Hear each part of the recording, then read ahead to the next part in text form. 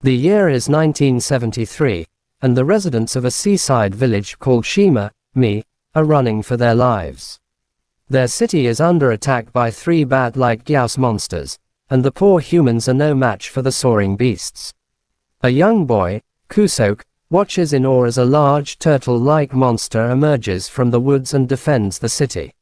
Looks like someone has been feeding their pet a little too much juice. Unfortunately, the Gyaos hit the giant turtle with a fire laser, causing it to fall in pain. The Gyaos quickly descend on the mighty beast and start attacking it. Seeing no other option, the turtle reaches into its core and emits a strange red light on its underbelly. The light glows and grows into a giant fireball that explodes, destroying the 3 Gyaos and the turtle, thus saving the residents of the village. 33 years later, a grown-up Kusok stands by the beach and remembers the fierce fight all those years ago. He is visiting his late wife's grave alongside his son, Toru. Kusok tries to console Toru by saying that his mother is in heaven watching over them, but Toru does not believe in the spiritual or supernatural and thinks that his mother is now just a pile of bones. Now that's the ray of sunshine every parent wants in their kid. Thoughts of his late mother constantly plague Toru, and he hates being alone with his father, who has to constantly work just to make ends meet. A few days later, Toru goes to school. As he does, a bright red reflection catches his eye. Toru sees the glow coming from a nearby island, so he decides to skip school and explore. When he gets to the island, he finds an egg on top of a glowing red stone. Toru takes the egg and watches as it hatches, revealing a small turtle. Excited, Toru takes the glowing red stone and befriends the turtle, keeping it at home as his pet that night.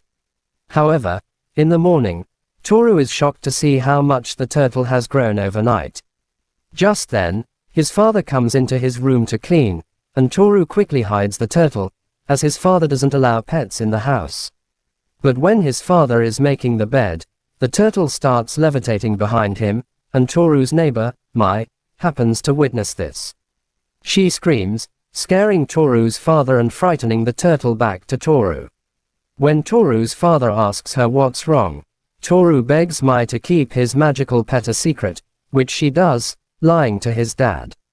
Realizing that the turtle has magic and might cause problems, Toru goes to release him into the ocean later that day. However, the turtle follows him as he heads home, so Toru decides to continue keeping him and names it Toto. The next day, Toru goes to show off his magic turtle to his friends and tells them to keep Toto a secret from everyone. My man's flexing his pet like he's the one with the powers. That night, Mai shows Toru a book explaining that Toto is an ancient monster called Gamera. She warns Toru that Toto will one day be giant and tells him to get rid of it. But Toru doesn't believe her and insists that his turtle will never grow that big. However, when morning comes around, Toru wakes up to a much larger Toto in his room. This starts to worry him, so he and his friends go to find a secret hideout to store Toto in. Once again, Mai warns her friend of Toto's danger, but an enraged Toru tells her that his pet isn't a monster and walks away. Mai catches up to him and tells him that she has to undergo heart surgery in a few days, and she is afraid that if she doesn't survive it, she will be unable to protect him anymore. Damn, Toru's got some A-level Riz game at such a young age. Upon learning this, Toru approaches Mai the next day and gives her the red stone from the island. He hopes the stone will protect her and keep her safe during the surgery. One day, a storm arrives, and when Toru goes to Toto's hideout, he finds the turtle missing. He and his friends try searching for Toto but decide to give up after being unable to find it. They then go home and hope that the turtle will return on its own. Elsewhere, a shipwrecked man is attacked by a sea monster, showing that something terrible is about to descend on the city. The Navy sends a helicopter for a rescue mission, but the guards report back some worrying news. Soon, the city's warning bells ring, and everyone scrambles to safety. Toru and his friend hear this and rush toward the location of the smoke, thinking it might be Toto. Just then, he bumps into his father, who quickly helps the boys escape the incoming danger. However, while they are getting away, they see one of Toru's friends fall down in the midst of the crowd. They try to help him out, but just then, a huge boulder lands on the pathway, trapping the fleeing people. A monstrous man-eating lizard called Zedus appears and starts devouring everyone on one side. Fortunately, Toru's friend manages to hide from the monster, so Kusok crosses over and rescues him. Zedus witnesses this action and goes to devour the two but is suddenly stopped by a striking blow. A monstrous turtle emerges and starts fighting Zedus. Toru quickly notices the red marks on the turtle's underbelly, confirming the giant turtle to be his friend, Toto, and runs toward it. Kusok sees this and gives chase after his son. Unfortunately, due to Toto being smaller in size, Zedus quickly overpowers him and corners him by the bridge. Zedus starts climbing the bridge and concurrently attacks the turtle with its long spear-like tongue, injuring Toto. But luckily, Toto manages to grab onto Zedus's tongue and uses this opportunity to launch a fireball into its mouth. This causes Zedus to fall into the water, ending the fight. However, the battle leaves the turtle physically drained and injured. Toru rushes to his friend, but his path is soon blocked by military trucks arriving at the area. The military soldiers immediately take Toto away while Toru can only watch in sadness as he chases down his friend until he runs out of breath. When Toru reunites with his father at a relief camp, he asks him about the giant turtle during his time and why people call it Gamera.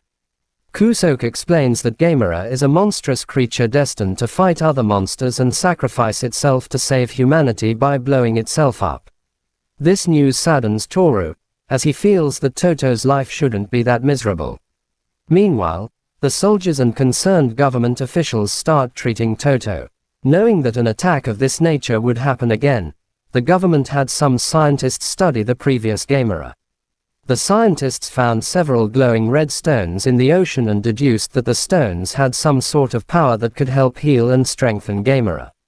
The scientists try placing many of these stones around the turtle's body but are disappointed when the turtle does not heal as quickly as expected. Toru then gets a call from Mai's parents, who claim that Mai has been saying strange words since her surgery. She keeps saying that Toto needs the red stone. Toru understands the meaning of those words and decides to travel to the city with his friends to collect the stone. Meanwhile, Mai wakes up and finds the red stone glowing. She knows that she has to get the stone to Toto but is helpless and can do nothing about it. Mai tries to leave the hospital, but her mother holds her back, not understanding her. Back at the government facility, Toto suddenly wakes up as it senses Zedus approaching. Zedus wastes no time destroying the military facility and killing as many people as possible. Everybody begins evacuating the buildings, and the city goes into chaos. Toru and his friends soon arrive in the city area in time to witness the devastation being left behind by Zedus. Soon, Zedus is attacked by a much larger and stronger Toto. After Toru sees Toto in danger, he quickly rushes with his friends to the hospital where Mai is admitted. However, when Toru and his friends get to the hospital, they find out that it has been evacuated, and Mai is nowhere to be seen. Just then, his father finds him at the hospital and gets mad at him for running away.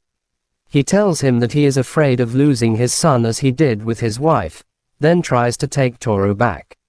But the boy refuses, sharing that he also feels the loss of his mother, which is why he cannot lose another thing that means a lot to him, and runs to find Toto. Elsewhere, Mai is seen evacuated with other patients. She notices the stone glowing again and desperately tries to leave by ripping out the medical tubes. Her mother stops her once again, but this time, a young girl nearby understands Mai's mission and agrees to deliver the stone to the turtle. However, on her way, the young girl is interrupted by a crowd of people, so she hands the stone to another child. He leaves but soon gets stopped by a police officer, and passes the stone to another kid. Soon, several kids can be seen carrying the stone one after another, hoping to deliver it to Toto. As the fight continues, Zedus appears to have the upper hand, viciously hurting Toto and hurling him across the streets and into a skyscraper. Zedus then begins climbing another building, intending to end the turtle's life once and for all. But just then, Toru's friends see a little girl carrying the red stone and get a hold of it. They finally meet up with Toru and pass the stone to him. Surprisingly, Kusok agrees to help Toru get the stone to Toto, and father and son race to the skyscraper. Kusok helps Toru navigate through the rubble and eventually reach the turtle. Toru calls out to his pet turtle and tells him that he wants him to live. He requests Toto not to blow himself up like his reincarnated versions before and assures him that he doesn't have to sacrifice himself.